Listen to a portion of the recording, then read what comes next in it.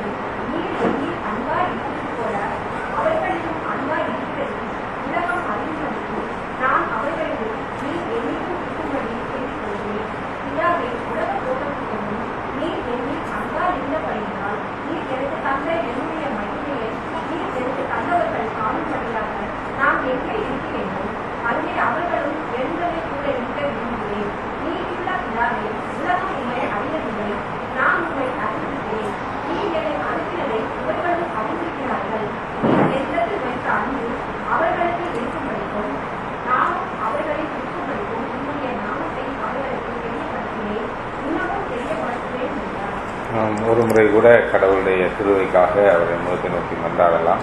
அவரை நேசிக்கிற நல்ல தகப்பனே, நாங்கள் உம்முடைய சமூகத்திலே வரும்பொழுது நாங்கள் ஆண்டவரே உம்முடைய கிருபைக்காக கெஞ்சி நிற்கிறோம். உம்முடைய வார்த்தை என்பது எங்களுக்கு கண்ணாடியாக இருக்கிறது என்று நாங்கள் வாசிக்கிறோம். அந்த வார்த்தைக்கு முன்பாக நாங்கள் வரும்பொழுது எங்களுடைய சுபாவ முகத்தை நாங்கள் பார்க்கிறோம் என்று வாசிக்கிறோம் ஆண்டவரே. ஆகவே நாங்கள் எங்களுடைய நிலையை உணர்ந்து கொள்ள ஆண்டவரே, எங்களுடைய அழைப்பை நாங்கள் உணர்ந்து கொள்ள எங்களுக்காக நீர் வைத்திருக்கிற உன்னதமான மேன்மையான மகிமையான திட்டங்களை நாங்கள் உணர்ந்து கொள்ள, நீ எதிர்பார்க்கிற விதமாக நாங்கள் சிந்திக்க, நீர் எதிர்பார்க்கிற விதமாக நாங்கள் நடக்க, மறுரூபமாக நீர் இந்த வேளையிலே நாங்கள் தியானிக்க இருக்கிற இந்த வசனங்களை எங்களுக்கு ஆசீர்வதித்து தர வேண்டும் என்று இயேசு கிறிஸ்துவின் மூலம் வேண்டிக் கொள்கிறோம். நல்ல பிதாவே, ஆமென். தொடர்ச்சியாக உயிர்த்தெழுதலை குறித்து சிந்தித்து வந்தாலும் கடந்த ஒரு 10 நாட்களுக்கு மேலாக நான் ஒரு தீவிரமான மொழிபெயர்ப்பு பணியில் இருக்கிறதுனால என்னால் அது குறித்து சரியான முறையில் ஆயத்தம் செய்ய முடியவில்லை, போதிய அளவு நேரம் இல்லை. ஆகவே நாம் ஒரு மாறுதலாக இன்றைக்கு இந்த யோவான் 17வது அதிகாரத்திலே ஆண்டவராய் இயேசு கிறிஸ்துவினுடைய விண்ணப்பத்தை பற்றி, ஜெபத்தை பற்றி நாம் தியானிக்க இருக்கிறோம். இதை நாங்கள் தொடர்ச்சியாக தாரமங்கலம் திருச்சபையிலே படித்து கொண்டு வருகிறோம். நாம் அவ்வப்போது இடையிலே நமக்கு சந்தர்ப்பங்கள் கிடைக்கும் பொழுது இந்த யோவானிலே நாங்கள் தாரமங்கலத்தை படிக்கிற விஷயத்துல ஏதாவது ஒன்று நம்ம தியானித்திருக்கிறோம். ஆகவே யோவானை பற்றி நமக்கு ஓரளவுக்கு யோவான் நற்செய்தி நூலை பற்றியதான ஒரு அறிமுகம் நமக்கு இருக்கிறது. யோவான் ஏன் இந்த நற்செய்தியை எழுதுகிறார் என்பது நமக்கு எல்லாருக்குமே தெரியும் இல்லையா? ஏன் எழுதுகிறார்? மிக தெளிவாக 20வது அதிகாரத்தினுடைய கடைசி 2 வசனங்களிலே சொல்லப்பட்டிருக்கிறது. நீங்கள் கர்த்தராகிய இயேசு கிறிஸ்துவை அறிந்து அவரே தேவனுடைய குமாரனாகிய கிறிஸ்து என்பதை விசுவாசித்து அதன் மூலமாக நிலை வாழ்வை பெற்றுக்கொள்ள வேண்டும் என்பதற்காக அவர் எழுதுகிறார். ஆக முக்கியமான ஒரு பாடப்பொருள் யோவானை பொறுத்தவரைக்கும் கிறிஸ்துவின் மூலமாக வரக்கூடிய வாழ்வு என்பதுதான். கிறிஸ்துவின் மூலமாக வரக்கூடிய வாழ்வு. அந்த சொல்லாடல்களைத்தான் அவர் கடைசி வரை தன்னுடைய கடிதத்தில், தன்னுடைய நற்செய்தி நூலிலே பயன்படுத்துகிறதை நம்ம பார்க்கிறோம். இங்கே தெரியும், இந்த குறிப்பாக இந்த அதிகாரம், யோவான் 17வது அதிகாரம், வேதாகமத்தில் இருக்கக்கூடிய அதிகாரங்களிலே மிகவும் ஒரு ஆழமான உண்மைகளை உள்ளடக்கிய ஒரு அதிகாரம். இந்த அதிகாரம் தனிப்பட்ட முறையிலே எனக்கு மிகவும் ஒரு பயனுள்ள ஒரு வேத பகுதியாக இருந்திருக்கிறது என்னுடைய ஆரம்ப விசுவாச நாட்களிலே. இந்த அதிகாரத்தில இருந்து நமக்கு எல்லாருக்கும் தெரியும், நம்ம கூட அவர்களுடைய 3 நூல்கள் 4 நூல்களை வெளியிட்டிருக்கிறோம். மார்ட்டின் லாய்ட் ஜோன்ஸ் அவர்கள் தன்னுடைய ஊழிய நாட்களிலே 48 பிரசங்கங்களை செய்திருக்கிறார் இந்த ஒரு அதிகாரத்தில இருந்து. ஏனென்றால் அது நம்ம அறிய முடியாத ஆழம் என்று சொல்லுவார்கள் தமிழ்ல. ஆங்கிலத்தில் அன்ஃபர்கமபிள் டெப்த், அறிந்து கொள்ள முடியாத அளவுக்கு அவ்வளவு ஆழமான ஒரு உபதேசங்கள் அடங்கிய ஒரு பகுதி இது. ஏனென்றால் இது உலகத்திலேயே நடைபெற்ற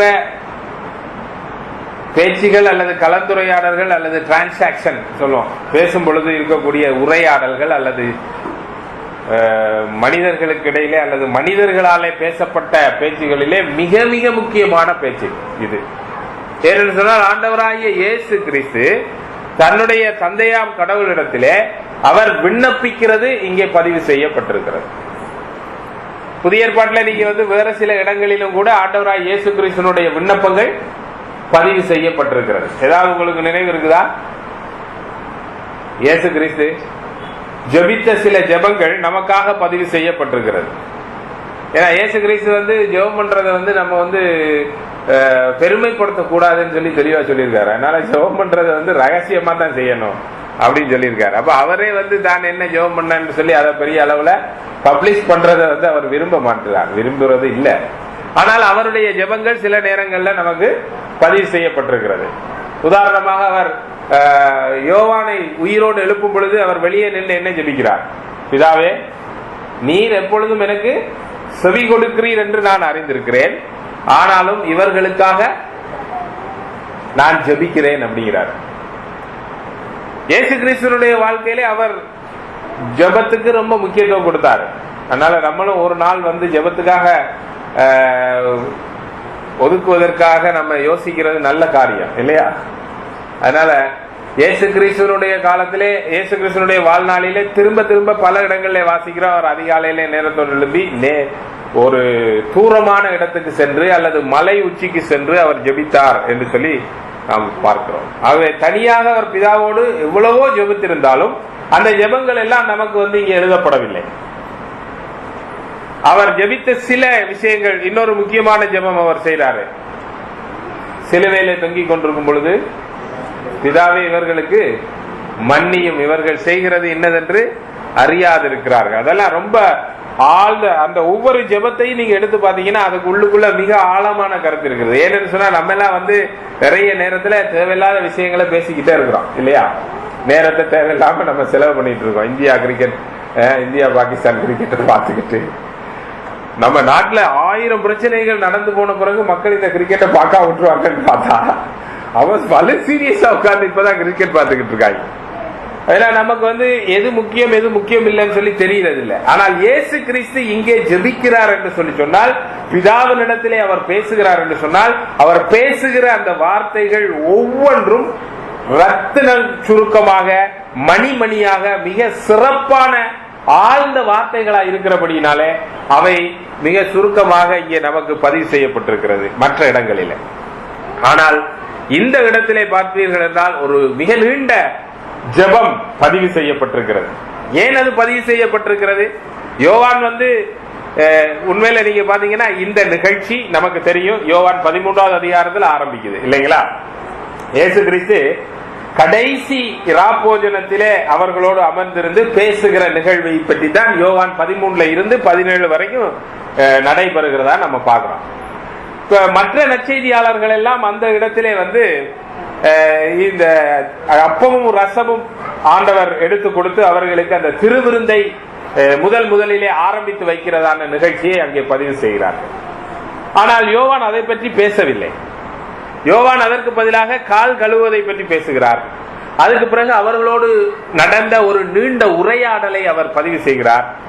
அந்த உரையாடல் அது மிக ஆழமான உரையாடல். அதை பற்றி நாம் ஏற்கனவே சிந்தித்திருக்கிறோம். ஒரு இறையியலாளர் சொல்லும் பொழுது இது மகா பரிசுத்த ஸ்தலம் என்று சொல்லுகிறார். யோவான் நற்செய்தி நூலை நீங்கள் ஒரு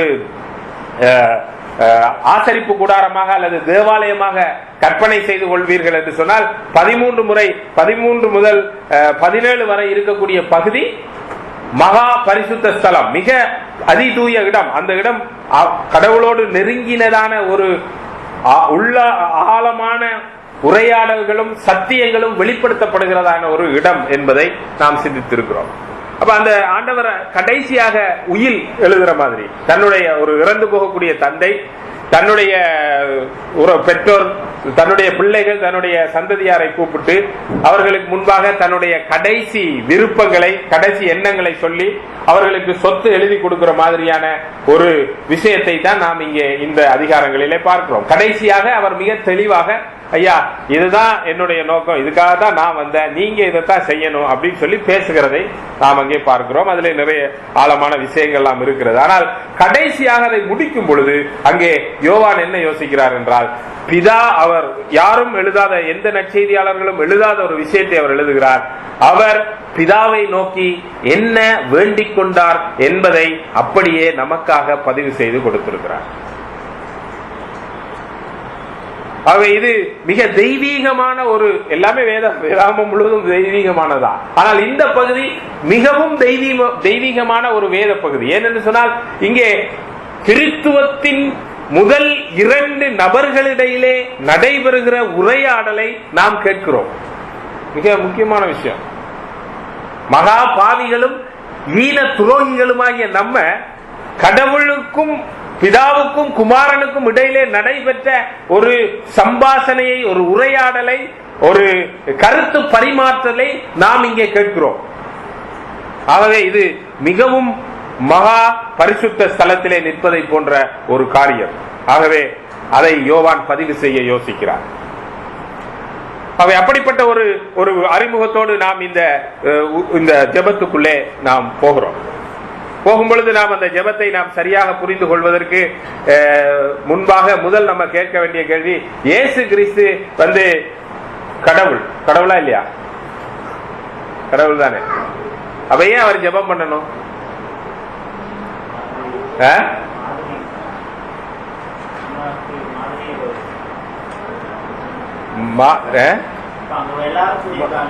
அவங்களுக்கு முன்னால வந்து அப்ப அவர் மாதிரியை காட்டுறதுக்காக தான் ஜெபம் பண்றாரு. அப்ப உண்மையா ஜெபம் பண்ணல. பிதா ஏன் ஜெபிக்கணும்? இந்த இடத்துல வந்து மாதிரியை காண்பிக்கிறதுக்காக ஜெபிக்கிறாரு. அப்புறம் இன்னொரு இடத்துல சீடர்கள் வந்து கேட்கிறாங்க, ஐயா எனக்கு ஜெபம் பண்ண சொல்லித்தாங்க அப்படின்னு சொன்னோன்னே இவர் வந்து பரலோகத்தில் இருக்கிற எங்கள் பிதாவேன்ற ஒரு ஜெபத்தை வேற ஒரு மாதிரியை சொல்லி கொடுக்கிறார். ஆனால் இந்த இடத்திலே மட்டுமல்ல, நான் பொதுவாக கேட்கிறேன், இயேசு கிறிஸ்து ஜெபத்திலே அதிக நேரம் செலவு செய்தார் என்று சொல்லி நம்ம பார்க்கிறோம். ஏன் அவர் ஜெபிக்கணும்? அவர் தான் கடவுளே. மனுஷனா இருக்கிறதுனால அவருக்கு வந்து ஜெபம் ரொம்ப அவசியமா இருந்தது. பிதாவோட இருக்கக்கூடிய உறவு ஜெபம் என்பது அடிப்படையில ஏன் இயேசு கிறிஸ்து ஜெபம் பண்ணார்னா, நம்ம வந்து ஜெபம் என்பதை வந்து நம்ம வித்தியாசமா பாக்குறோம். அல்லது வந்து நமக்கு இயேசு கிறிஸ்து ஜெபம் பண்ணாரு, ஏன் ஜெபம் பண்ணாரு அப்படின்னு சொல்லி சொன்னோன்னே நமக்கு வந்து உடனடியாக வந்து அது அவரோடு கடவுளோடு இருக்கக்கூடிய பிதாவாகிய தேவனோடு தனக்கு இருக்கக்கூடிய உறவு. அது ஜெபம் என்பது அடிப்படையில உறவு. நம்மளை பொறுத்த வரைக்கும் ஜெபம் என்பது என்னது? அடிப்படையில விண்ணப்பம் இல்லையா? இப்ப ஜெபத்துக்கு போதகர் அழைப்பு விடும் பொழுதே நமக்கு என்ன சொல்றாரு? நாட்டுல நிறைய பிரச்சனை இருக்கு, நம்ம திருச்சபையில நிறைய தேவை இருக்கு, இந்த மாதிரி நிறைய காரியங்கள்லாம் இருக்கிறதுனால நீங்க வந்து வாங்க ஜெபம் பண்ணுவோம். தப்பில்லை, அப்படித்தான் நம்ம ஜெபிக்கணும். அதுக்காக தான் அது கூட ஜெபம் பண்றது இல்லை நம்ம. ஆனால் ஜெபம் என்பது நம்முடைய சிந்தனையில எப்பொழுதுமே எப்படி இருக்கிறது என்று சொன்னால் அது ஒரு விண்ணப்பம். அது கடவுளிடத்திலே எதையாவது கேட்டு பெற்றுக் கொள்வது. அதனாலதான் நமக்கு அந்த கேள்வி வருது, இயேசு ஏன் ஜெபம் பண்ணாரு? அவர் தான் கடவுளே, எல்லாமே அவர் நினைக்கிறது எல்லாமே நடக்குமே, அப்ப எதுக்கு அவர் ஜெபிக்கணும் அப்படின்னு ஒரு கேள்வி நமக்கு வருது. புரியுதுங்களா? அப்படி அந்த கேள்வியை கேட்கும் பொழுது நம்ம ஐயா அது கடவுள், ஜெபம் என்பது உறவு என்ற அந்த அந்த அந்த சிந்தனை நமக்கு உடனடியாக வர மாட்டேங்குது. ஏனென்றால் நம்முடைய பிற மதங்களிலே நம்ம சூழ இருக்கக்கூடிய அனைத்து மதங்களிலும், உலகத்தில் இருக்கக்கூடிய எல்லா மதங்களிலேயுமே கடவுளை தொழுதல் அப்படின்ற வார்த்தையை சொல்றாங்க, அல்லது சாமி கும்பிடுறது அப்படின்னு சொல்லி சொல்றாங்க, அல்லது வந்து நாங்க என்ன ஜெபம் பண்றோம், பஜனை பண்றோம், அப்படி பல்வேறு வார்த்தைகளை சொல்றாங்க. அப்ப இந்த விஷயங்கள் எல்லாவற்றிலையுமே வந்து மக்கள் என்ன சொல்றாங்க? இப்ப உதாரணத்துக்கு ஒருத்தர் வந்து கோயிலுக்கு போறாருன்னு வச்சுக்கலாம், இங்க இருந்து பழனிக்கு போறாரு, அல்லது வந்து மெக்காவுக்கு ஒருத்தர் போறாரு. இப்ப இவங்கெல்லாம் என்ன ஒரு கண்ணோட்டத்துல, என்ன சிந்தனையில அவங்க போறாங்க? பக்கத்துல இருக்கிற மக்கள்லாம் வந்து அவங்கள வாழ்த்து சொல்லி அனுப்பி வைக்கிறாங்க. அவங்க போயிட்டு திரும்ப வர்றாங்க, வந்து பக்கத்துல இருக்கிற மக்களுக்கெல்லாம் பிரசாதம் கொடுக்கறாங்க.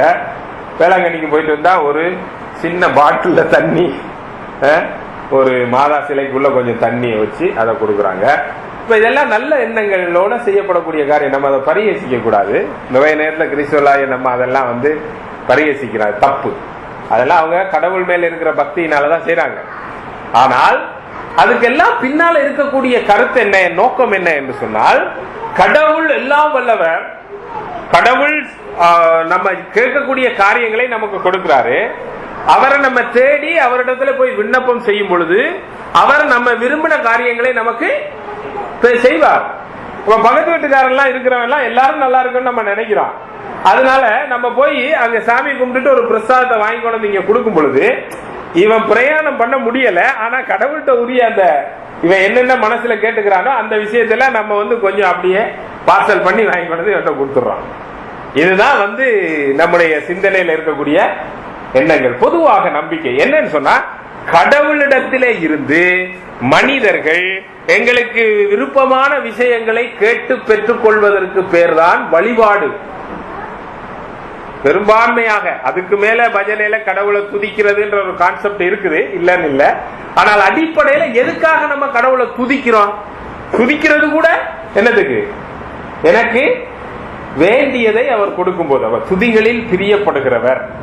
அவர் துதி ஸ்தோத்திரங்களை நம்ம நிறைய சொல்லும் பொழுது அவர் வந்து வேற வழி இல்லாம திக்குமுக்காடி இவங்களுக்கு நம்ம கொடுத்தே ஆகணும்டா, இவ்வளவு துதிக்கிறாங்களேடா, கொய்யால நல்லா கூவுறான்டா அப்படின்னு சொல்ற மாதிரி என்ன சொல்றது, அவனுக்கு நம்ம கொடுக்க, நல்லா சொல்றான், நல்லா துதிக்கிறானே, நம்மள நல்லா பாராட்டுறானே அப்படின்னு அவர் மனம் குளிர்வடைந்து, இதாப்பா கொண்டு போ, உனக்கு வேண்டியத கொண்டு போ. ஏன்னா அவர் ஜெயலலிதாவா யோசிச்சு பாருங்க, ஜெயலலிதா அம்மாவோ அல்லது மற்ற அரசியல்வாதிகளோ விளம்பரம் ரொம்ப முக்கியமானது. ஜெயலலிதா அம்மா இருக்கும் பொழுது சொல்லுவாங்க அப்படின்னா, அவங்க ஒவ்வொரு ஊரா போகும் பொழுது எந்த ஊர்ல அவங்களுக்கு எவ்வளவு பெரிய கட் அவுட் வச்சிருக்காங்க, யாரு வச்சிருக்கா, அதுக்கு கீழே பேர் யாரு போட்டிருக்கா, இதெல்லாம் அவங்களுக்கு கணக்கெடுத்து கொடுக்கப்படும். அப்ப யாரு ஆக்டிவா என்னுடைய புகழை பரப்புகிறார்கள் அந்த அறிவு அவங்களுக்கு அங்க தெளிவா கொடுக்கப்படும். அது இருந்தா அதை அடிப்படையா வச்சுதான் அங்க கட்சியில சீட்டு கொடுக்கறதுல இருந்து அவங்களுடைய கட்சி நிர்வாகம் எல்லாமே நடக்கும். அப்ப இது அனைத்துமே அவரை அந்த அம்மாவை புகழுவதிலே இருக்கிறது. அது அவங்களுக்கு ஏதாவது கிடைக்கும். ஏன் இவங்க இதெல்லாம் செய்யறான், ஏன் இவன் கட் அவுட் வைக்கிறான், ஏன் இவங்க எல்லாம் அப்படியே அம்மாவினுடைய விசுவாசிகளா, அம்மாவுக்கு நன்மை செய்யறதுக்காக வந்தாங்களா? இல்ல, இதெல்லாம் வச்சா இவங்களுக்கு நன்மை கிடைக்கிறது. இதே கண்ணோட்டத்துல தான் நம்ம ஜெபத்தை பார்க்கிறோம். ஜெபம் என்பது கடவுளத்திலே இருந்து பெற்றுக்கொள்வது. நிச்சயமா கடவுளத்திலிருந்து நம்ம பெற்றுக்கொள்வதற்காக தான் ஜெபிக்கிறோம். அது முக்கியமான விஷயம், அதுல எந்தவித மாற்று கருத்துமே இல்லை. ஆனால் ஜெபம் என்பது அடிப்படையிலே கடவுள் இயேசு கிறிஸ்து ஏன் ஜெபித்தார் என்ற ஒரு கேள்வி கேட்டால், இயேசு கிறிஸ்து ஏன் ஜெபித்தார் என்றால், பிதா அவருக்கு அப்பா, இவரு மகன். அப்பாவும் மகனும் என்ன செய்யணும், அப்பாவும் மகனும் பேசணும். பேசாட்டி அவங்க அப்பாவும் மகனும் இல்ல, அப்பாவும் மகனும் பேசணும். பேசினாத்தான் உறவு இருக்குது, பேசலன்னா உறவு இல்ல. அங்கே அன்பு இல்லாத பொழுது, அங்கே ஐக்கியம் இல்லாத பொழுது அங்க பேச்சுவார்த்தை இருக்காது, இல்லைங்களா? அப்ப பேசுவது என்பது இயற்கையான உறவினுடைய அடையாளம். அதுக்காகத்தான் இயேசு கிறிஸ்து ஜெபம் பண்ணாரு. நம்ம எதுக்காக ஜெபம் பண்றோம்? சில நேரத்தில் நம்ம பிள்ளைகள்கிட்ட சொல்லும் பொழுது அல்லது மக்கள் சொல்லும் போது, நீ இவரை யாக்கோவே அப்படித்தான் சொல்றாரு, நீங்க ஜெபிக்கிறதே இல்லை, அதனால உங்களுக்கு ஒண்ணுமே கிடைக்கிறது இல்லை. ஜெபிக்கவே இல்லை, ஏன்னா ஒண்ணுமே கிடைக்கல. ஆகவே நம்ம அந்த ஜெபம் என்பது இயற்கையாக கடவுளுடைய பிள்ளையாக இருக்கக்கூடிய ஒருவன் தன்னுடைய தந்தையோடு பேசுவது. அதுதான் இயேசு செய்கிறார். அதனால்தான் இயேசு ஜெபித்தார். நம்மளும் அப்படி ஜெபத்தை பார்க்காத பட்சத்திலே நம்மளால என்ன செய்ய முடியாதுங்க, அதை செய்ய முடியாது. நம்ம ஒரு கடமையாக டெய்லி காலையில எழும்பி அவசியம் ஜெபிக்கணும். அதுக்காக காலையில எழும்பி ஜெபிக்க கூடாது நான் சொல்லல. ஜெபிக்கிற ஒரு குறிப்பிட்ட நேரத்தை தியான நேரம் அப்படின்னு சொல்லி வச்சு அந்த நேரத்துல ஜெபம் பண்ற விஷயங்களை ஒரு கடமையாக மட்டும் நம்ம பார்ப்போமாக இருந்தால், ஜெபம் பண்ணுனா நமக்கு அந்த நாள் முழுக்க ஆசீர்வாதமா இருக்கும். ஜெபம் பண்றது நமக்கு ரொம்ப முக்கியமான கடமை அப்படின்னு கடமையாக நாம் சட்டவாதமாக பார்ப்போம் என்று சொன்னால் நமக்கு ஜெபத்தினுடைய தாற்பயம் புரியாது. ஜெபம் என்பது ஏனென்று தெரியாது. ஜெபம் என்பது இயற்கையாக நான் கடவுளாலே மீட்கப்பட்ட கடவுளுடைய பிள்ளையாக இருந்தால் என்னுடைய வாழ்வின் ஒவ்வொரு அடியையும் எடுத்து வைக்கும் பொழுது, இப்ப நம்ம பாடும் பொழுது நம்ம பாடணும், ஒவ்வொரு தருணத்தில் ஒவ்வொரு வேளையில நான் உம்மை துதிப்பேன், உம்மிடத்திலே நான் ஜெபிப்பேன். அதுதான் இயேசு கிறிஸ்து செய்தார். அவர் குறிப்பா சீடர்களை தெரிவு செய்யும் பொழுது, அவர் சோதனைக்கு உள்ளாகும் பொழுது, அவர் சிலுவைக்கு போவதற்கு முன்பாக தம்முடைய சீடர்களுக்கு முக்கியமான பொறுப்பை கொடுக்கும் பொழுது ஒவ்வொரு தருணங்களிலும் அதிக நேரம் ஜெபம் செய்தார். ஆனால் எல்லா நேரத்திலும் எப்பொழுதுமே ஜெபம் செய்து கொண்டே இருந்தார். ஆகவே நம்ம ஜெபம் செய்ய வேண்டியது ரொம்ப அவசியம்.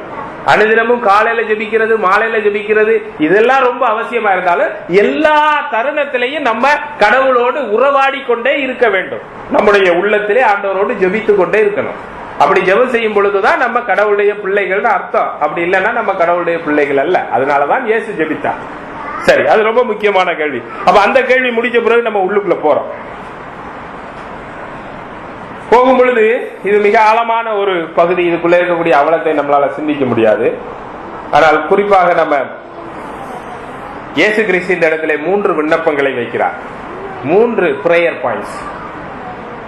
அந்த பிரேயர் பாயிண்ட்ஸை மட்டும் பார்த்துட்டு நம்முடைய பிரேயர் பாயிண்ட்ஸ் எப்படி இருக்கு அப்படின்றத நம்ம கம்பேர் பண்ணோம்னா நமக்கு பிரயோஜனமா இருக்கும், இல்லைங்களா?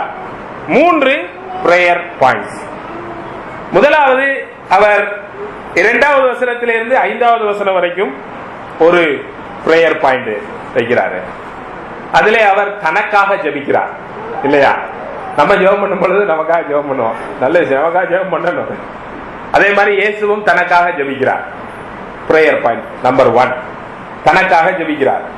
2வது 6வது வசனத்திலே இருந்து 19வது வசனம் வரைக்கும் அவர் பேசும்போது, ஜெபிக்கும் பொழுது அவர் தன்னுடைய உடனடி சீடர்களுக்காக ஜெபிக்கிறார். His immediate disciples, அவருக்கு முன்பாக இருக்கக்கூடிய சீடர்களுக்காக ஜெபிக்கிறார். அதாவது இவர்கள் என்னுடையவர்கள், நீர் இவர்களை எனக்கு தந்தீர், நான் இவர்களை இந்த உலகத்துக்குள்ளே அனுப்புகிறேன், இவர்கள் இவர்கள் இவர்கள் பேசும் பொழுது the immediate disciples, தனக்கு முன்பாக இருக்கக்கூடிய சீடர்களுக்காக ஜெபிக்கிறார். அது 2வது குரூப். 3வது அவங்களுக்காக என்ன ஜெபிக்கிறார்ன்றதை பார்ப்போம். 3வது குரூப் என்னன்னு சொன்னா 20வது வசனத்தில இருந்து 26வது வசனம் வரைக்கும் இவர்கள் மூலமாக விசுவாசிக்க போகிற உலகெங்கிலும் இருக்கிற எல்லா மக்களுக்காகவும் ஜெபிக்கிறார். அந்த மக்களுக்குள்ள நீங்களும் நானும் வர்றோம். அப்ப உங்களுக்காகவும் எனக்காகவும் அவர் அன்னைக்கு ஜெபித்தார், இன்னைக்கும் ஜெபித்துக் கொண்டிருக்கிறார். சரிங்களா? ஆக இந்த 3 குரூப்புக்காக ஜெபிக்கிறார். ஒன்னு தனக்காக ஜெபிக்கிறார், இன்னொன்று தன்னுடைய உடனடி சிலர்களுக்காக ஜெபிக்கிறார், 3வது எதிர்காலத்திலே அவரை விசுவாசிக்க போகிற உலகெங்கிலும் இருக்கக்கூடிய அனைத்து மக்களுக்காகவும் ஜெபிக்கிறார். முதலாவது இயேசு தனக்காக ஜெபிக்கிறார். இப்ப நம்ம இந்த பகுதியெல்லாம் வாசிருக்கோம், பல தடவை நீங்களும் வாசிருக்கீங்க. இப்ப நீங்க பதில் சொல்ல போறீங்க. முதல் 2 முதல் 5 வசனங்களில இயேசு யாருக்காக ஜெபிக்கிறார்? தனக்காக ஜெபிக்கிறார். தனக்காக என்ன ஜெபிக்கிறார்? வாசிச்சு சொல்லுங்க. தனக்காக அவர் என்ன ஜெபிக்கிறார்? What was his prayer point for himself? தனக்காக அவர் என்ன விண்ணப்பத்தை வைக்கிறார்?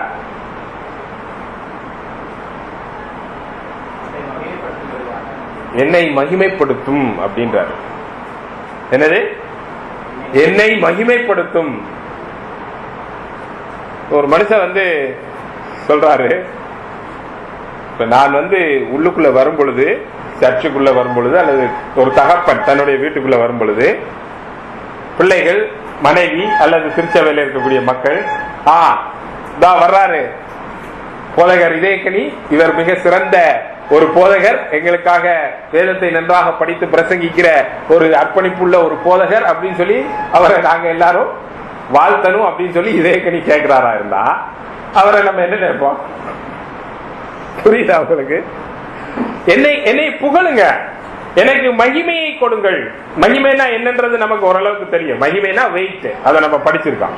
அதாவது இவருக்குரிய கனம், மரியாதை, அந்த மரியாதையை கொடுங்கள் அப்படின்னு சொல்லி. அப்ப ஒருவர் எனக்கு நீங்க மரியாதை கொடுங்க, நிறைய பேர் கேட்டுட்டு இருக்காங்க, எனக்கு நீங்க மரியாதை, எனக்கு மரியாதையே இல்லை, எனக்கு மதிப்பே இல்லை, என்னைய யாரும் மதிக்கிறது இல்லை, எனக்கு மரியாதை கொடுங்க, எனக்கு மரியாதை கொடுங்கன்னு ஒரு நபர் கேட்டால் நம்ம அவரை எப்படி மதிப்போம்? மதிப்போமா? மதிக்க மாட்டார், தப்பு இல்லையா? அப்படி கேட்க கூடாது. ஆனால் இயேசு கிறிஸ்து இங்க என்ன செய்றாரு? எனக்கு மகிமையை கொடுங்கள் பிதாவே ஜெபிக்கிறார். அப்படி ஜெபிக்கலாமா? ஜெபிக்கலாமா கூடாதா? என்ன நினைக்கிறீங்க ராஜா? என்னை மகிமைப்படுத்தும் என்று சொல்லி ஒரு மனிதன் ஜெபிக்கலாமா? அதனால ஜெபிக்கலாம். மக்கள் அப்படித்தான், ஆண்டவரே நீர் என்னை மகிமைப்படுத்தும்.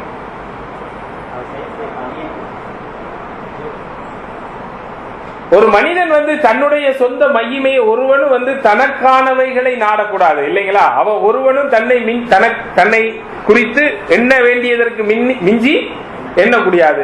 எல்லாரும் தன்னை தாழ்த்துகிறவன் தான் உயர்த்தப்படுவானே தவிர தனக்கு மகிமையை ஒருத்தனும் தேடக்கூடாது. மிக தெளிவாக நமக்கு கட்டளை கொடுக்கப்பட்டிருக்கிறது. ஆனால் இயேசு கிறிஸ்து அதற்கு எதிரான விஷயத்தை செய்கிறார். அதை நம்ம தப்புன்னு சொல்லி நம்ம சொல்லக்கூடாது. ஏன்னு சொன்னா அவர் கடவுள், நம்ம யாரு? மனிதர். நமக்கு மகிமை இருக்கு. ஆண்டவர் நமக்கு மகிமையை தருவேன்னு சொல்லியிருக்காரு. எப்ப? பரலோகத்திலே ஆண்டவரிடத்திலே நம்ம போகும் பொழுது மகிமைப்படுத்தப்படுவோம். ஆனால் அந்த மகிமையை இங்கே நம்ம நாடும்படி அழைக்கப்படவில்லை. ஆனால் கிறிஸ்து நாடினார். அவர் நாடலாம். அவர் நாடுனா தப்பு இருக்காது. அப்படின்னா அது என்ன அப்படின்றத நீங்க சற்று ஆழமா பாத்தீங்கன்னா அது தெரியும். அவர் இந்த மகிமை என்று சொல்லி அவர் எதை சொல்லுகிறார்? அதை வாசிக்கும் போது உங்களுக்கு விளங்குதா? எப்பொழுது தனக்கு மகிமை கிடைக்கும் என்று சொல்லி அவர் சொல்லுகிறார். இவர் மகிமை என்று சொல்லி இந்த இடத்திலே அவர் பேசுகிற விஷயம் என்னவென்று சொன்னால், தனக்கு பிதாவாகிய கடவுள் கொடுத்த பணியை தான் செய்து முடிப்பதினாலே தனக்கு வரக்கூடிய அந்த ரிவார்டை பற்றி பேசுறார். என்ன பணி கொடுத்திருக்காரு பிதாவாகிய தேவன் அவருக்கு? யாரையெல்லாம் அவர் தன்னுடைய கரத்திலே கொடுத்திருக்கிறாரோ அவர்களுக்கு இவர் நித்திய ஜீவனை கொடுக்க வேண்டும், நிலை வாழ்வை கொடுக்க வேண்டும். அவர்கள் நிலை வாழ்வை பெற்றுக் கொள்ளும் பொழுது அவர் செய்த அந்த பணியை செய்து முடிக்கிறார். அந்த பணியை செய்து முடிக்கும் பொழுது அந்த மக்கள் நிலை வாழ்வை பெற்றுக் கொள்ளும் பொழுது எனக்கு மகிமை உண்டாகிறது. அந்த மகிமையை தாருமாகவே இயேசு கிறிஸ்து தன்னுடைய மகிமையை நாடும் பொழுது அந்த மகிமை நமக்கு மாபெரும் நன்மையை கொடுக்கிறது. புரியுதுங்களா? அவர் இந்த உலகத்தில் இருக்கக்கூடிய எந்த ஒரு மனிதனும் தன்னுடைய மகிமையை நாடினால் அது மக்களுக்கும் இந்த உலகத்துக்கும் இந்த படைப்புகளுக்கும் அழிவை கொடுக்கும். கடவுளை தவிர படைக்கப்பட்ட எந்த ஒரு நபரும் தன்னுடைய மகிமையை நாடும் பொழுது அழிவுண்டாகும். சாத்தான் தன்னுடைய மகிமையை நாடினால் இந்த உலகமே அழிவுக்குள்ளானது. ஆதாமும் ஏவாளும் தங்களுடைய மகிமையை நாடினார்கள், பாவத்திலே விழுந்து போனார்கள், படைப்பு சீரழிந்து போனது. இந்த உலகத்திலே வரலாறு தோறும் நீங்க பாருங்க, எந்த ஒரு மனிதன் தன்னுடைய மகிமையை நாடுகிறானோ, அப்போஸ்தலர் நடவடிக்கைகள்ல அங்கே ஏரோது என்ற ஒரு நபர் உட்கார்ந்திருந்து தன்னுடைய சிங்காசனத்தின் மேலே அமர்ந்திருந்து அப்படி மகிமையா உட்கார்ந்து இருக்காரு. அவரை பார்த்து மக்கள் என்ன சொல்றாங்க? தேவதூதனை போல உட்கார்ந்து இருக்காரு என்று. அடுத்த நிமிஷம் என்னாச்சுதான்? புழு புழுத்து செத்தான் அப்படின்னு வாசிக்கிறான்.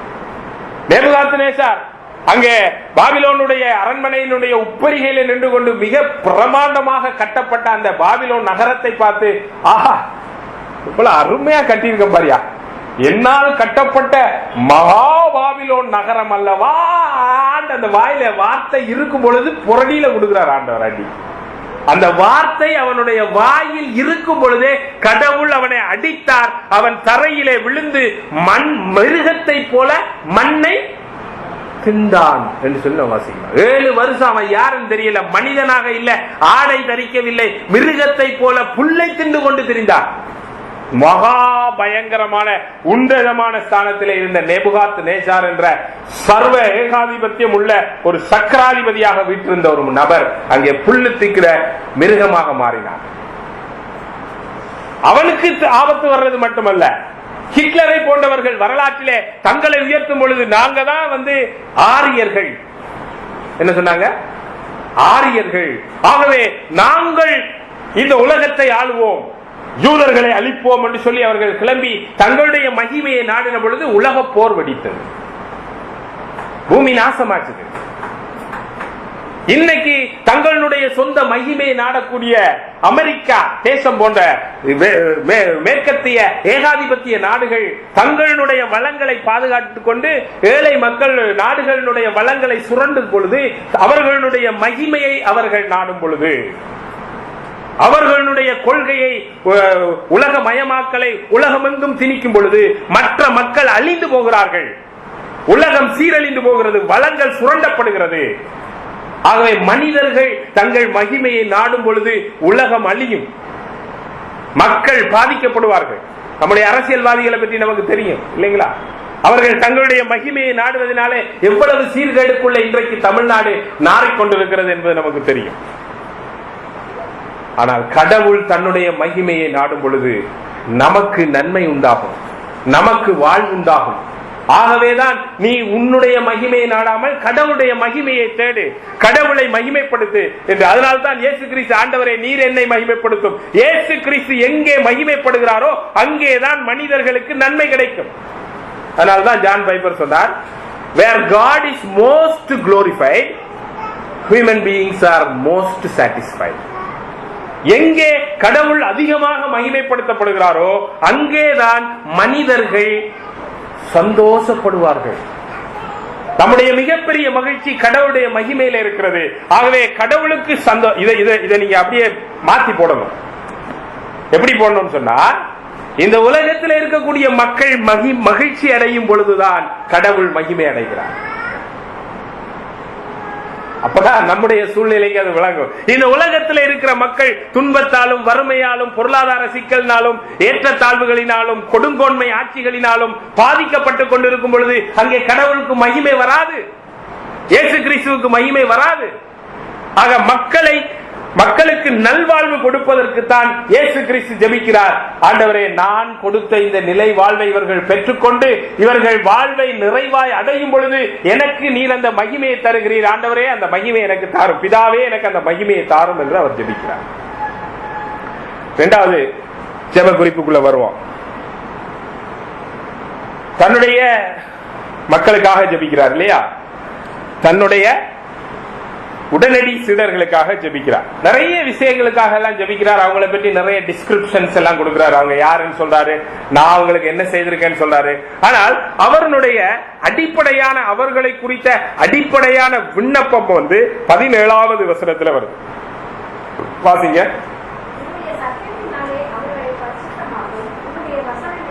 18 சேர்த்து வாசிங்க. இங்கே தன்னுடைய சீடர்களுக்காக அவர் வைக்கக்கூடிய விண்ணப்பம் என்ன?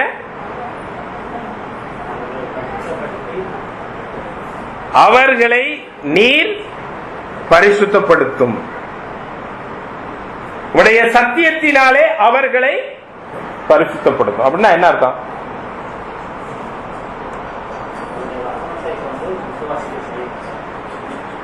இந்த பரிசுத்தப்படுத்துதல் வார்த்தைக்கு என்ன அர்த்தம்? இன்னைக்கு கிறிஸ்தவ வட்டாரங்கள்ல திரும்ப திரும்ப நம்ம இந்த வார்த்தையை பயன்படுத்துறோம். பிரித்தெடுக்கப்படுதல் என்ன அர்த்தம்? என்ன? 19வது வசனத்தை வாசிங்க.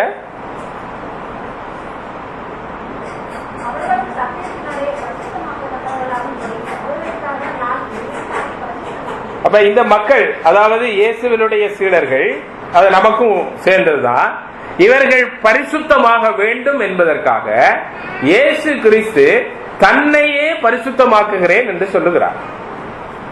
அவை பொதுவா இன்னைக்கு பரிசுத்தம் என்ற வார்த்தை கிறிஸ்தவ திருச்சபையில விசுவாசிகள்னாலே அல்லது பல திருச்சபைகள்னாலே தவறாக புரிந்து கொள்ளப்படுது. பரிசுத்தம் சொல்லி சொன்னா என்ன?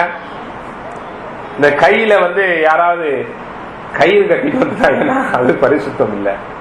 சர்ச்சுக்கு வரும் பொழுது டிஷர்ட், இவரெல்லாம் பரிசுத்தம் இல்லாம வந்திருக்காரு, டிலோன் எல்லாம் காலர் இல்லாத டிஷர்ட் போட்டுட்டு பரிசுத்தம் இல்லாம வந்திருக்காரு. அல்லது வெள்ளை சட்டை போடாம இருக்கிறது. அல்லது நம்ம பரிசுத்தம் என்பது சில கோட் ஆஃப் கண்டக்ட், இந்த மாதிரி இருக்கணும், இப்படி எல்லாம் இல்லைன்னா அது பரிசுத்தம் இல்லை. ஒரு கிறிஸ்தவ பிள்ளை நீ இப்படி இருக்கலாமா, நீங்க இந்த மாதிரி இந்த இடத்துக்கு போகலாமா, இந்த இடத்துக்கு வரலாமா, அப்ப என்னென்ன காரியங்களை செய்யலாம், என்னென்ன காரியங்களை செய்யக்கூடாதுன்னு சொல்லி ஒரு சட்ட திட்டத்தை உருவாக்கி இந்த காரியங்கள் எல்லாம் நீங்க செய்தா பரிசுத்தம், இதெல்லாம் செய்யலன்னா நீங்க பரிசுத்தம் இல்ல. அப்படிதான் எல்லா கிறிஸ்தவ சபைகளும் பெரும்பான்மையான சபைகள்ல பரிசுத்தம் என்பது அறியப்பட்டிருக்கிறது. அதாவது பாவம் என்று ஒரு காரியத்தை வரையறுத்து அந்த பாவத்தை செய்யாமல் இருப்பதுக்கு பேரு பரிசுத்தம். உண்மைதான், பாவம் இல்லாமல் இருப்பதற்கு பேரும் பரிசுத்தம் தான். ஆனால் பரிசுத்தம் என்ற வார்த்தையை நீங்கள் முழு வேதாகமத்திலேயும் படித்து பார்ப்பீர்கள் என்றால், குறிப்பாக இங்கே இயேசு கிறிஸ்து சொல்றாரு, என்னை நானே பரிசுத்தமாக்குகிறேன். அப்ப இயேசு கிறிஸ்து பாவம் செய்தாரா? அப்ப ஏன் அவர் தன்னை பரிசுத்தமாக்குறேன்னு சொல்றாரு? இந்த இடத்துல பரிசுத்தம் என்ற அந்த வார்த்தைக்கு உரிய சரியான ஒரு பொருள் என்னன்னு சொன்னா ஒப்படைப்பு. இந்த முழு அதிகாரத்துக்குமே லெஸ்லி நியூபிகின் பேர் வச்சிருக்காரு, ஒரே வார்த்தையில ஒப்படைப்பு. பிதாவே, அவர்களை நீர் உமக்கு ஒப்படைப்புள்ளவர்களாக்கும்படிக்கு என்னை நான் உம்மிடத்திலே ஒப்படைக்கிறேன். உம்முடைய வார்த்தையினாலே அவர்களை உமக்கு ஒப்படைப்புள்ளவர்களாக்கும். அவர்கள் தங்களை உமக்கு ஒப்படைக்கட்டும். அவர்கள் தங்களை உமக்கு ஒப்படைத்தால்தான் அவர்கள் இந்த உலகத்துக்குள்ளே அனுப்பப்பட முடியும். நான் எப்படி உமக்கு ஒப்படைத்து உம்முடைய பணியை செய்யும்படி இந்த உலகத்துக்குள்ளே வந்தேனோ அதே போல அவர்களும் தங்கள் வாழ்வை உம்முடைய கரத்திலே ஒப்படைக்க வேண்டும். ஏனென்றால் அவர்களும் இந்த உலகத்துக்குள்ளே அனுப்பப்பட வேண்டும். ஆகவே நீர் அவர்களை ஒப்படைப்புள்ளவராக்கும். எப்படி அவர்கள் தங்களை ஒப்படைப்பார்கள்? உம்முடைய வார்த்தை தானே அதை அவர்களிலே நடத்த முடியும். அவர்களுடைய வார்த்தையை படிக்க வேண்டும். அவர்கள் அந்த வார்த்தையை புரிந்து கொள்ள வேண்டும். அந்த வார்த்தையை அவர்கள் தங்கள் வாழ்விலே ஏற்றுக்கொள்ள வேண்டும். அப்பொழுது அவர்கள் தங்களை உமக்கு ஒப்படைப்பார்கள். அவர்களை ஒப்படைப்புள்ளவர்களாக்கும் ஆண்டவரே பிதாவே என்று ஜெபிக்கிறார். சரிங்களா? மூன்றாவது கடைசி, இந்த மக்களுக்காக, யாரு? நமக்காக, எல்லாருக்காகவும் ஜெபிக்கும் பொழுது அத முழுக்க நீங்க வாசி பார்த்தீங்கன்னா அதுல நிறைய விஷயங்கள் பேசப்பட்டிருக்கு. ஆனால்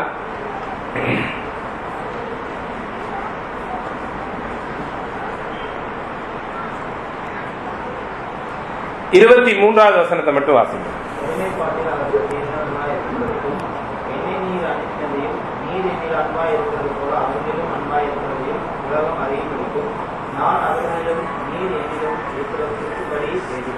எல்லா காலத்திலும் வரப்போகிற சீடர்களுக்காக இயேசு முன்வைக்கக்கூடிய விண்ணப்பம் என்ன? அவர்கள் ஒன்றாய் இருக்க வேண்டும். அவர்கள் ஒருமைப்பாட்டிலே தேறினவர்களாக இருக்க வேண்டும். அவர்கள் எல்லாரும் ஒன்றாக இருக்க வேண்டும். எப்படி ஒன்றாக இருக்கணுமா? அந்த பரிசுத்த திருத்துவத்திலே இருக்கக்கூடிய அந்த ஐக்கியத்தை இவர்கள் தங்களுக்குள்ளே வெளிப்படுத்த வேண்டும். ஏன் வெளிப்படுத்த வேண்டும்? இந்த 23வது வசனத்தில் பாருங்க. ஏனெனில் நீர் என்னில் அன்பா இருக்கிறது போல அவர்களிலும் அன்பா இருக்கிறதையும் உலகம் அறியும்படிக்கு. அவர்கள் ஒற்றுமையாக இருக்கிறது தான் உலகத்துக்கு சொல்லக்கூடிய செய்தி. அதை நீங்க பார்க்கும் பொழுது யோவான் 13வது அதிகாரம் 45வது வசனத்தை பார்க்கிறோம். நீங்கள் ஒருவரில் ஒருவர் அன்பாயிருந்தால் அதனாலே நீங்கள் என்னுடைய சீடர்கள் என்று அறியப்படுவீர்கள். நான் நினைக்கிறேன் 13வது அதிகாரம் 35வது வசனமா, சரியா ஞாபகம் இல்லை. நீங்கள் ஒருவரில் ஒருவர் அன்பாயிருந்தால் அதனாலே நீங்கள் என்னுடைய சீடர்கள் என்று அறியப்படுவீர்கள். ஆக இந்த உலகத்துக்கு நம்ம நற்செய்தி சொல்ல வேண்டும் அல்லது இந்த உலகத்துக்கு கடவுளை அறிவிக்க வேண்டும் என்று சொல்லி சொன்னால் நமக்கு இருக்க வேண்டிய முதன்மையான விஷயம் என்னவென்றால், முதன்மையான பகுதி என்னவென்று சொன்னால், கிறிஸ்தவர்களாகிய நாம் அனைவரும், கிருபை சுவிசேஷ சபையில் இருக்கக்கூடிய நம் அனைவரும் மட்டுமல்ல, இந்த உலகத்தில் இருக்கக்கூடிய கிறிஸ்தவர்கள் அனைவரும் ஒன்றாய் இருக்க வேண்டும். There should be a unity among Christians. அப்படி இல்லைன்னா நம்ம இந்த உலகத்தில் பணி செய்ய முடியாது. அந்த ஐக்கியம் எல்லா கிறிஸ்தவர்கள் நடுவிலையும் கொள்கை உபதேச அடிப்படைகளை எல்லாம் தாண்டி கிறிஸ்துவின் அன்பின் நிமித்தமாக, கிறிஸ்துவனுடைய வாழ்வின் நிமித்தமாக எல்லா திருச்சபைகளிலும் இருக்கக்கூடிய கிறிஸ்தவர்கள், ஒரு திருச்சபையில உள்ள கிறிஸ்தவர்கள், குடும்பத்தில் இருக்கக்கூடிய கிறிஸ்தவர்கள், சபைகளுக்கு சபைகள் நடுவில் இருக்க கிறிஸ்தவர்கள் எல்லாருக்குள்ளேயும் அந்த ஒரு ஐக்கியம் காணப்பட வேண்டும். அவர்கள் எல்லாரும் மற்றவர்களை தங்களை போல நேசிக்க வேண்டும். அவர்களுக்குள்ளே அன்பு காணப்பட வேண்டும். இந்த காரியம் இருந்தால் மட்டும்தான் அவர்கள் பணி செய்ய வேண்டும். ஆகவே இது 3 ரொம்ப அடிப்படையான மேன்மையான விண்ணப்ப குறிப்புகள் இல்லையா? இயேசு தன்னுடைய மகிமைக்காக ஜெபிக்கிறார். அதாவது மக்கள் வாழ்வடையும்படி ஜெபிக்கிறார். அவர் வாழ்வடைந்த மக்கள் தங்களை ஒப்படைக்கும்படி ஜெபிக்கிறார். ஒப்படைத்த மக்கள் ஒருவருக்கொருவர் தங்களை ஒப்படைக்கும்படி ஜெபிக்கிறார். புரியுதுங்களா? எவ்வளவு மகத்துவமான மேன்மையான ஜெப குறிப்புகள். நம்ம ஜெபம் பண்ண உட்கார்ந்துட்டோம்னா எதுக்காக ஜெபம் பண்றோம்? நம்முடைய ஜெப குறிப்புகள் எப்படி இருக்குது? நம்ம கடவுளுடைய சமூகத்தில் நம்மை நாமே ஆராய்ந்து பார்ப்போம், சிந்தித்து பார்ப்போம். இந்த காரியங்களை நம்மளால நடைமுறைக்கு கொண்டு வருவது பெரிய கஷ்டமா இருக்குது. நம்ம போராடுறோம் இந்த விஷயத்துல. கடவுளுக்கு நம்மை ஒப்படைப்பது அல்லது ஒருவருக்கொருவர் நம்மை ஒப்படைப்பது என்பது மிகவும் கஷ்டமான விஷயம். சீக்கிரமா நடக்காது. ஏன்னா நம்ம எல்லாரும் சுயநலமுள்ள பாவிகளா இருக்கிறோம். எல்லாருக்கும் வாழ்வை கொடுப்பது, இயேசுவுக்கு மகிமையை கொடுப்பது முதல் விண்ணப்பம். அதுவும் ரொம்ப கஷ்டமான காரியம், நம்மளால முடியாது. அதனாலதான் இயேசு ஜெபிக்கிறார். சாதாரணமா நடக்கிற விஷயம் இருந்தா இயேசு எதுக்கு ஜெபிக்கணும் இல்லைங்களா? இயேசு கிறிஸ்து நம்ம அநேக நேரத்தில் ஜெபம் என்ற பொழுது ரொம்ப சாதாரணமான விஷயங்களுக்காக நம்ம ஜெபித்து கடவுளத்தை பெற்றுக்கொள்றோம். கடவுளுக்கு மகிமை. ஆண்டவரே நான் போறேன், இன்னைக்கு லேட்டாக போறேன், நான் இங்க படுத்து தூங்கிட்டு சரியா எழும்பாம ஆபீஸுக்கு போற நேரத்துல அல்லது காலேஜுக்கோ அல்லது ஸ்கூலுக்கோ போறேன், போற வழியில எனக்கு வந்து பஸ் வந்து அன்னைக்குன்னு பார்த்து லேட்டா வரணும் அப்படின்னு ஜெபம் பண்ணிட்டு போறேன். ஆண்டவர் என்னுடைய ஜெபத்துக்கு பதில் கொடுத்தார். ஸ்தோத்திரம். இப்படித்தான் இருக்கு நம்முடைய ஜெபம். நான் பண்றது எல்லாம் தப்பு, என்னுடைய வாழ்க்கையின் சிந்தனைகள், நோக்கங்கள், எண்ணங்கள் எல்லாம் தவறு. பொருளாதார ஆசை, பொருளாசை உள்ளவனாக ஒரு நபர் எனக்கு இன்னொரு வீடு வேணும், இன்னொரு வியாபாரம் வேணும், இன்னொரு கார் வேணும் அப்படின்னு கேட்டுட்டு கர்த்தர் எனக்கு கொடுத்தார். கிஃப்ட் ஆஃப் காட் கார்ல எழுதி போட்டு. இப்படிதான் நம்முடைய ஜெபங்கள் எல்லாம் இருக்குது. ஆனா நம்முடைய இயேசு கிறிஸ்து ஜெபித்த காரியங்கள் எல்லாம் இதெல்லாம் வந்து கிடைக்கும். அதான் நேற்று முந்தநாள் பென்னி என்ற ஒரு சகோதரர், மிக அருமையான ஒரு சகோதரர், புதிதாக ஒரு நண்பர் கிடைச்சிருக்காரு கோயம்புத்தூர்ல. அவர் அந்த பேஸ்புக்ல அழகா எழுதியிருந்தாரு, இயேசு கிறிஸ்துவனுடைய ரத்தம் பணம் சம்பாதிக்கிறதுக்காக இல்லைங்க. இயேசு கிறிஸ்துவனுடைய ரத்தம் இல்லாம கோடி கோடியெல்லாம் சம்பாதிச்சவன் இருக்கான். இயேசு கிறிஸ்துவனுடைய ரத்தம் பாவ மன்னிப்புக்கானது.